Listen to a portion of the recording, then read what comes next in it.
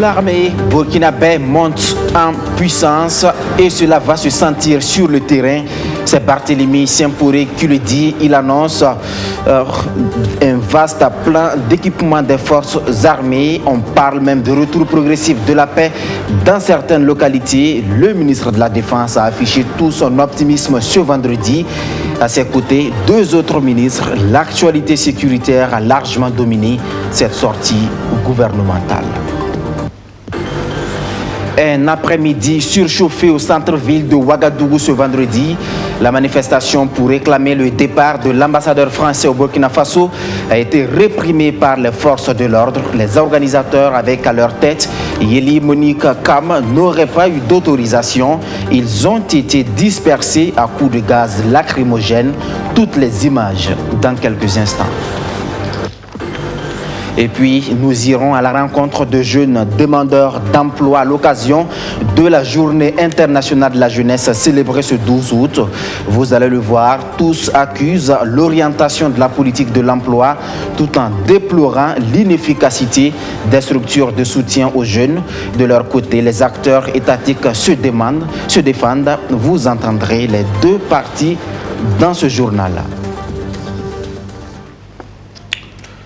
Voici pour le sommaire de cette édition. Bonsoir, mesdames et messieurs. Merci d'être des nôtres. Mais tout d'abord, ce bol d'air frais pour les populations de la ville de Seba dans le Yaga. Selon des sources sécuritaires, la commune a été ravitaillée en vivres ce vendredi. Seba est le théâtre d'un blocus terroriste depuis plusieurs semaines maintenant. L'accès à la ville demeure assez difficile du fait de la présence des engins explosifs improvisés. Il y a environ 3 semaines, le détachement de Seba a perdu 6 hommes suite à l'explosion d'un engin explosif improvisé. La situation sécuritaire de plus en plus délétère pousse l'exécutif à revoir ses stratégies de riposte face à l'ennemi. Le plan est en marche, le gouvernement persiste et signe. L'armée monte en puissance, un nouveau maillage du territoire est en vue, sans compter la vaste opération d'acquisition de matériel militaire qui est en cours. 3 ministres, dont ceux en charge de la défense et de la réconciliation nationale, ont fait l'annonce ce vendredi. On en sait plus avec Archimède Boy. L'armée burkinabé aura la capacité suffisante pour contrôler le territoire national sur le plan terrestre et aérien, affirme Aimé Barthélémy Sempore, ministre en charge de la Défense. Au cours de ce point de presse ce vendredi, le général affiche sa confiance en ses hommes qu'il juge capables de faire face à la menace terroriste actuelle.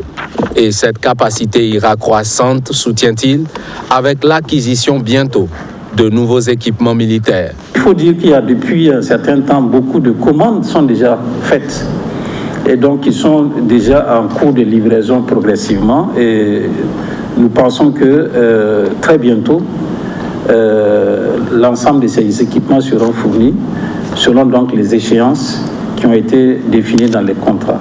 En plus de ces équipements, Barthélémy Sempore annonce une densification du théâtre d'opération avec la réorganisation du maillage sécuritaire du territoire et la mise en œuvre de la brigade de veille et de défense de la patrie.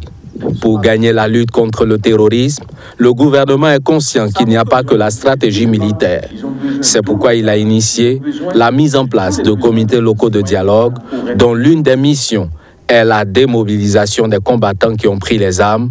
À ce jour, le Burkina Faso enregistre une dizaine de comités locaux de dialogue et déjà une dizaine de combattants ont déposé les armes, selon Yero Boli, ministre en charge de la réconciliation nationale. Le gouvernement a-t-il offert de l'argent à ces derniers pour qu'ils déposent les armes? Non, répond le ministre. Il n'y a pas à déposer quelque chose sur la table. Nous ne négocions pas de façon particulière pour dire donnez ceci et en contrepartie de ce que vous donnez, vous recevez telle ou telle chose. Nous leur offrons la paix et un avenir beaucoup plus assuré. Il ajoute que dans plusieurs localités du pays, les populations regagnent peu à peu leur village. Dans certaines provinces, les marchés hebdomadaires qui ont souvent lieu les 3 jours, suivant les localités, sont déjà ouverts et fonctionnels. C'est le cas à Diou, dans la province de Loudala, c'est le cas à Korom et aussi c'est le cas à Tiou, dans la province du Yatenga. Concernant le processus de réconciliation nationale, on se souvient encore du rendez-vous manqué des anciens chefs d'État autour du président Paul-Henri Damiba le 8 juillet dernier à Ouagadougou. Mais pour Yeroboli, cela ne compromet en rien le processus qui suivra son cours pour aboutir dans les mois à venir à un forum sur la réconciliation nationale. Je vous le disais en titre, la manifestation pour réclamer le départ de l'ambassadeur français au Burkina Faso a été réprimée ce vendredi. Les manifestants descendus dans la rue à l'appel de Yeli Monique Kam, responsable du mouvement M30 Naba-Wobgo, ont été dispersés à coups de gaz lacrymogène. Abdou Aziz Sari. Au centre-ville de Ouagadougou ce vendredi matin, c'est le sauve qui peut. À l'aide de gaz lacrymogène, la police disperse les militants et sympathisants du mouvement M30 Naba-Wobgo de Yeli Monique Kam. Ils manifestent pour demander le départ de l'ambassadeur de France qui, quelques semaines plus tôt, avait qualifié la situation sécuritaire du Burkina Faso de guerre civile. N'ayant pas eu accès à l'ambassade de France, c'est finalement dans une station-service qu'ils se retranchent autour de leur leader.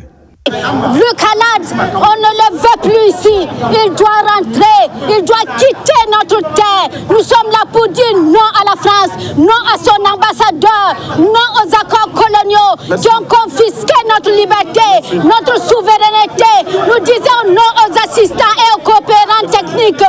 Nous disons non à l'expertise France qui n'est qu'une escroquerie France. Pendant les échauffourées, ce jeune homme a reçu un projectile à la poitrine qui lui fait cracher du sang. De quoi révolter davantage ses camarades. Ils sont là, direct 60 ans ou 62 ans. Ils ne nous gèrent pas, ils sont là nous tuer. C'est pour cela que nous sommes sortis aujourd'hui pour dire non à la France. Ils n'ont qu'à dégager, à bas la France et puis à bas la Sierra Leone. Nous avons deux seuls buts. Nous avons deux buts. Alors le premier, nous voulons faire partir l'ambassadeur Lik Alat du Burkina Faso. Deuxièmement, nous voulons que la politique française quitte le pays. Alors nous avons constaté en tout cas beaucoup de dysfonctionnements dans en tout cas notre collaboration.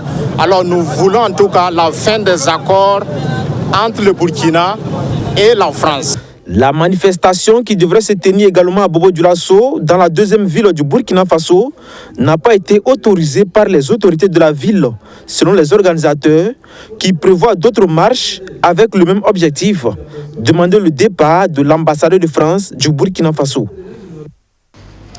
Dans l'actualité de ce vendredi également, la moisson pour le mois de juillet est bonne pour la brigade mobile de contrôle économique de la répression des fraudes et la direction générale de la réglementation et du contrôle des prix. Les deux structures ont mené des opérations de contrôle dans plusieurs localités du pays.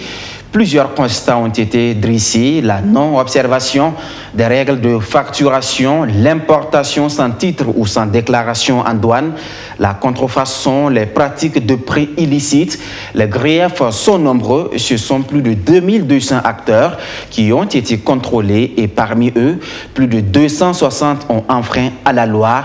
Au total, divers produits ont été saisis, dont plus de 56 tonnes de céréales saisies pour exportation frauduleuse. L'opération a permis à l'État de recouvrer près de 55 millions de francs CFA au titre des amendes et confiscations.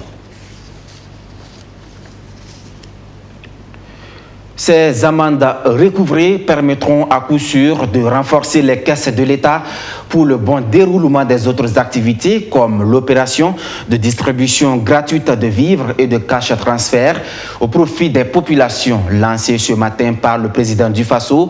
Elle devrait permettre de venir en aide à plus de 3,3 millions de personnes. Elles recevront des vivres mais aussi une somme d'argent. Coût de l'opération, plus de 61 milliards de francs CFA. Maxime Ilboudou. Ici, en pleine discussion avec le chef de l'État, Mariam Ninkéman fait partie des milliers de personnes vulnérables menacées par l'insécurité alimentaire. Peut-être est-elle en train de témoigner sa reconnaissance au président du Faso pour le sac de riz qu'elle vient de recevoir. Comme elle, ce sont près de 3 millions de personnes en situation de vulnérabilité qui vont bénéficier d'un accompagnement en vivres et des cash transferts. L'opération est bien accueillie par les bénéficiaires, mais ces derniers refusent l'idée d'être des éternels assistés. Nous souhaitons que le gouvernement nous vienne en aide à travers des activités génératrices de revenus pour nous permettre de nous prendre en charge et accompagner nos enfants pour qu'ils grandissent dans la paix et la sécurité. La mise en œuvre de cette opération de distribution gratuite de vivres va mobiliser la somme de plus de 61 milliards de francs CFA. Il s'agira concrètement de distribuer simultanément des vivres et du cash transfert dans les 45 provinces, notamment aux personnes vulnérables ayant besoin d'une assistance alimentaire, aux personnes déplacées internes et aux populations hautes vulnérables. Une opération qui devrait contribuer à soulager les personnes en situation de besoin alimentaire. Chacun a quelque chose qu'il peut donner à une personne vulnérable, chacun a quelque chose qu'il peut donner à une personne déplacée. Ce n'est pas seulement du matériel, ça peut être de l'affection, ça peut être de l'hospitalité, ça peut être de l'amour et toute autre chose qu'on pourrait partager pour remettre les personnes en conditions difficiles dans un meilleur état d'esprit. Il faut réussir à tout prix ce processus de distribution gratuite de vivres, dira le Premier ministre Albert Ouédraogo. Il se veut on ne peut plus clair, toute personne auteur de détournement subira la rigueur de la loi. Je mets donc en garde toute personne qui, pour des raisons inavouées, ramera contre le bon déroulement de ce processus. Aucun acte de détournement ou de favoritisme ne sera toléré. Le projet est piloté par les ministères en charge de l'action humanitaire et de l'agriculture. L'opération de distribution gratuite de vivres découle du plan d'action stratégique 2 de la transition. Au-delà des vivres et des cash transferts, le gouvernement va plus loin. Désormais, l'exécutif, à travers le ministère de l'Urbanisme, tiendra compte des personnes déplacées internes dans sa politique de viabilisation des centres urbains. On annonce la construction de logements pour accueillir dignement ces personnes vulnérables. Abdou Aziza Sari. Depuis 2015, le Burkina Faso traverse l'une des pires crises humanitaires de son histoire. Presque chaque jour, des milliers de personnes fuient leur localité en direction des grandes villes. Une situation qui est venue aggraver le déséquilibre dans l'accès aux équipements sociaux de base et plomber la croissance économique des cités. En réponse à cette problématique, le ministère de l'Urbanisme, qui tient son premier conseil d'administration 2022, veut repenser sa politique de viabilisation des centres urbains en tenant compte des personnes déplacées internes. Donc la prise en charge des PDI, c'est une activité importante que le ministère prend en charge et des actions concrètes ont été déjà engagées. En tout cas, il y a même des constructions de logements qui sont envisagées. Nous ne pouvons pas tout dévoiler ici. C'est-à-dire donc que nous avons travaillé dans tous les secteurs d'activité que nous avons en charge pour répondre aux fortes attentes du gouvernement et des populations qui sont vraiment en nombre élevé de plus en plus. Également, pour juguler et prévenir les conflits fonciers, le ministère de l'Urbanisme, des Affaires foncières et de l'Habitat entend poursuivre les réformes sur le foncier urbain et rural, notamment celles relatives à la promotion immobilière.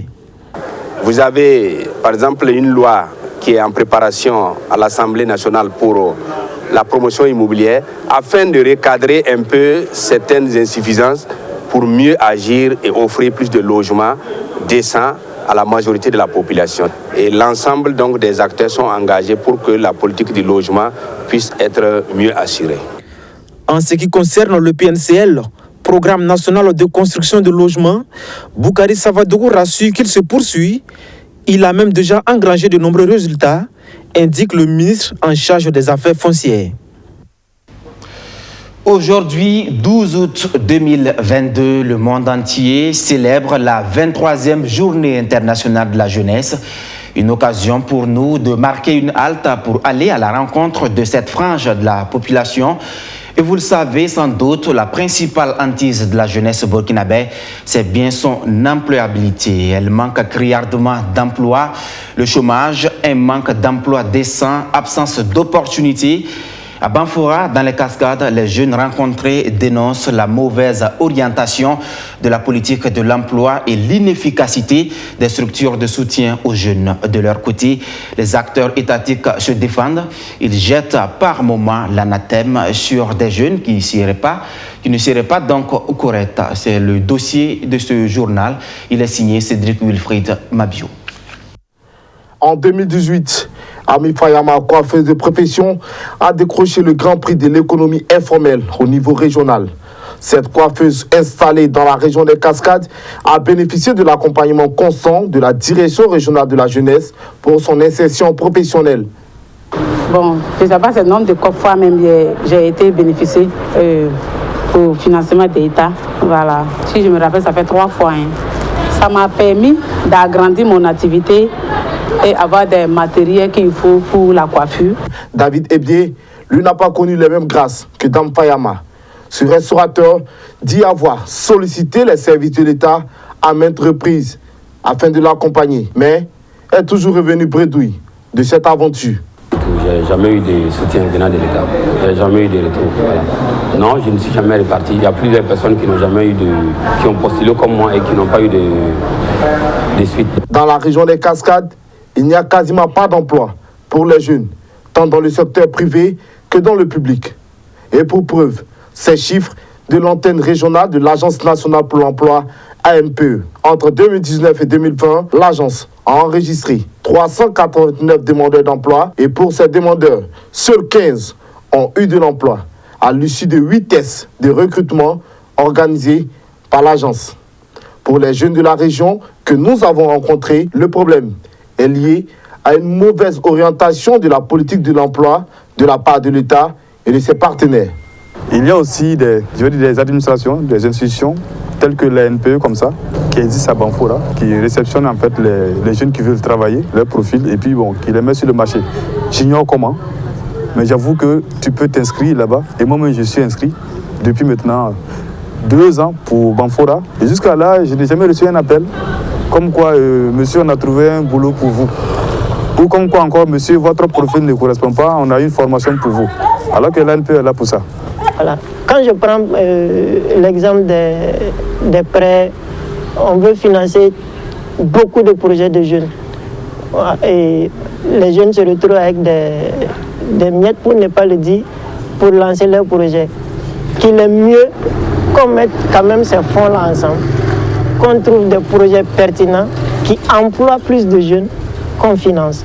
Là, en ce moment, si on arrive à créer une entreprise viable qui emploie une trentaine de personnes, c'est encore mieux que de financer 1000 personnes qui n'arrivent pas à bouger. Et en entendant une orientation plus juste de la politique de l'État, la formation des jeunes en entrepreneuriat demeure une alternative. C'est cette piste qui est exploitée par des jeunes filles de la région organisées en association et qui sollicitent des formations auprès des différentes structures locales que nationales. On essaie de toucher dans tous les domaines parce qu'on ne sait pas, les domaines d'expertise de chacun, on ne connaît pas. Donc on essaie d'organiser des formations de sensibilisation sur l'entrepreneuriat, même sur le module, comment entreprendre et autres. Également aussi, nous essayons de faire des formations pratiques. Les formations pratiques, peut-être, c'est en décoration événementielle.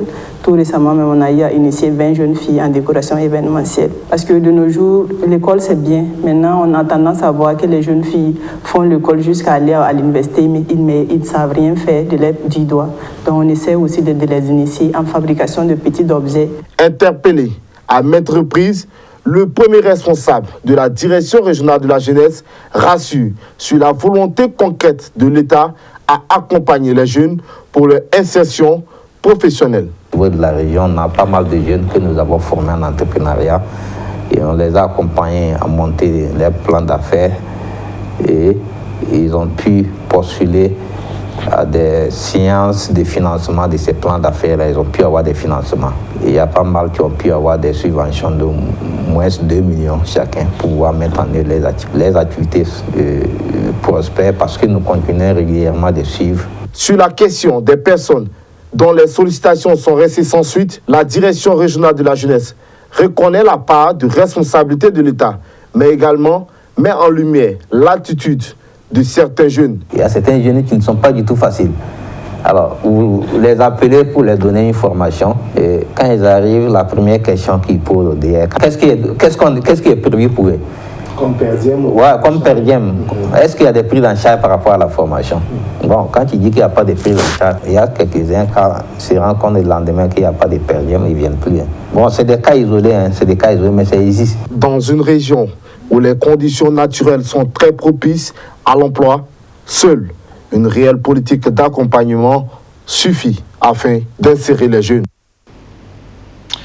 Le ministre de l'Éducation nationale, la cible du syndicat national des travailleurs de l'éducation du privé et des enseignants non intégrés dans la fonction publique. Les deux organisations syndicales sont remontées contre Lionel Bilgo. Il l'accuse d'être de mèche avec les promoteurs d'établissements scolaires privés pour violer la convention collective qui régit le domaine. Une convention qui devrait permettre d'améliorer la situation de ces enseignants. Faux, rétorque Lionel Bilgo. Toutes les précisions avec Archimède Boy. Le syndicat national des travailleurs de l'éducation du privé et des enseignants non intégrés dans la fonction publique remonté contre Lionel Bilgo, ministre en charge de l'éducation nationale. Depuis la remise le 29 avril dernier de leur rapport d'enquête sur la précarité des enseignants dans les écoles privées à leur ministre de tutelle, ils ne voient rien venir et sont inquiets. Selon eux, ce document était censé éclairer leur ministère de tutelle en vue de décisions visant à améliorer leurs conditions salariales conformément au texte de la Convention collective de 1974 régissant leur secteur. Quand le rapport d'enquête qui a été transmis, il y a des agents qui touchent 20 000 francs, 30 000 francs. Vous allez vivre comment?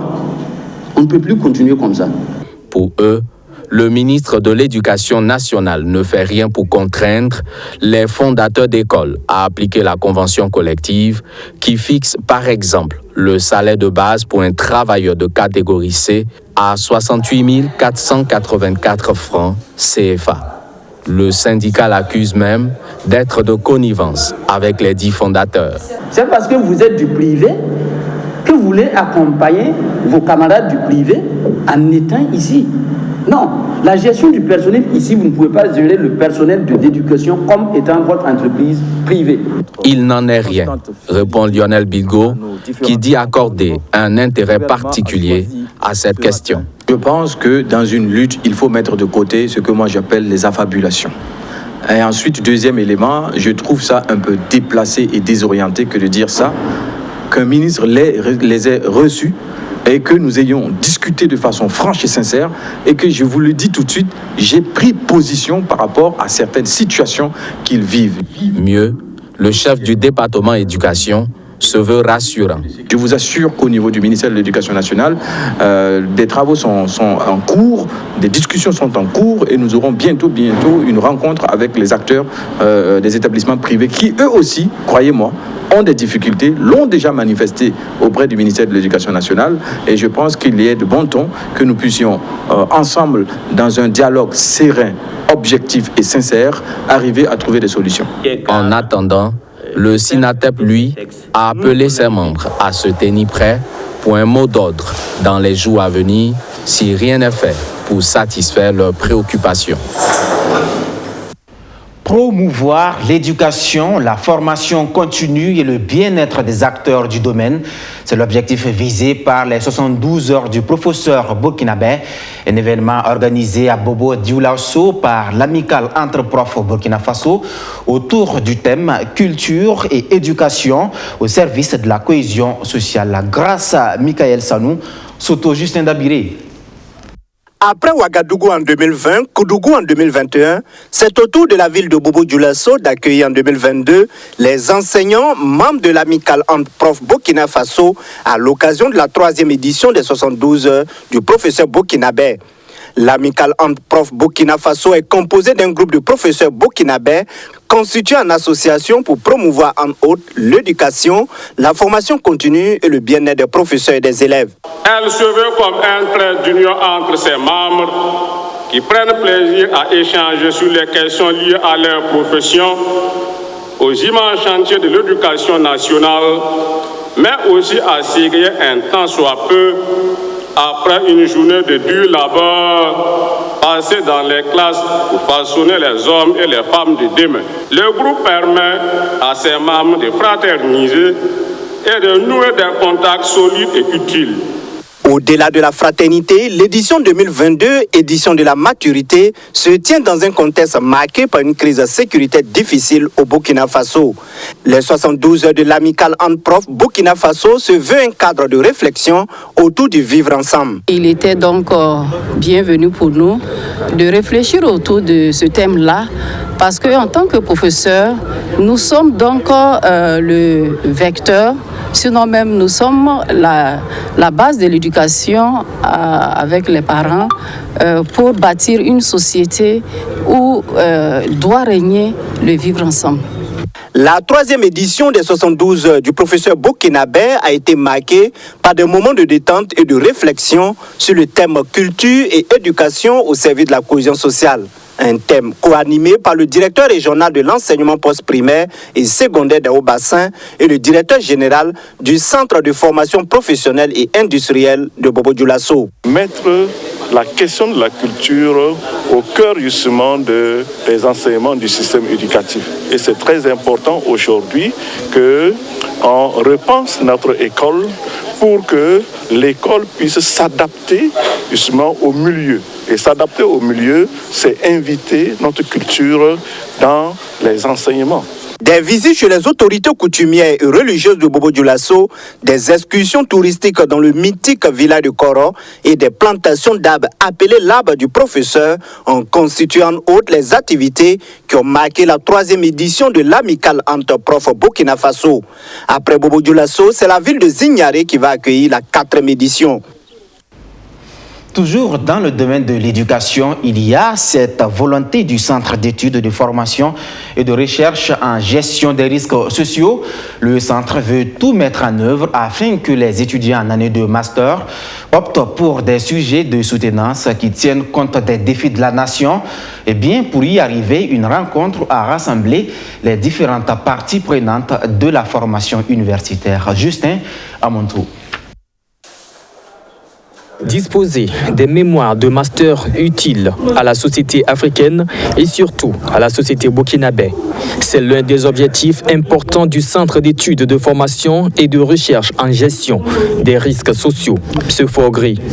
Ce 11 août, étudiants et partenaires sectoriels du CEFORGRI sont en concertation afin d'identifier au titre de l'année 2022-2023 des thèmes de mémoire de master fondés sur des problématiques, défis et besoins spécifiques de recherche dans le domaine de la gestion des risques et des impacts environnementaux et sociaux.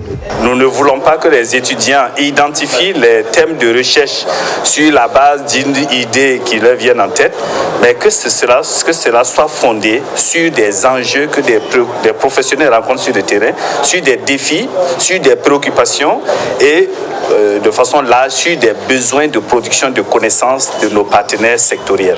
21 étudiants du master intermédiation sociale et intervention de développement et 24 étudiants du master sociologie et pratique de développement durable prennent part à ce processus de partenariat gagnant-gagnant. On nous a souvent reproché de former des théoriciens qui sont incompétents sur le terrain. Et je pense que ça, c'est une belle initiative pour que les étudiants qui sortent soient vraiment utiles à la société. Le CEFORGRI est un centre interuniversitaire d'enseignement et de formation professionnelle de recherche et d'expertise en gestion des risques sociaux. Un projet mis en place par l'Université Joseph Kizerbo et l'Université Thomas Sankara avec le soutien financier de la Banque mondiale. fin de ce journal. Merci à tous de l'avoir suivi partout au Burkina Faso et plus précisément depuis la commune de Denderesso dans le Houé. À demain pour d'autres actualités. Bonsoir.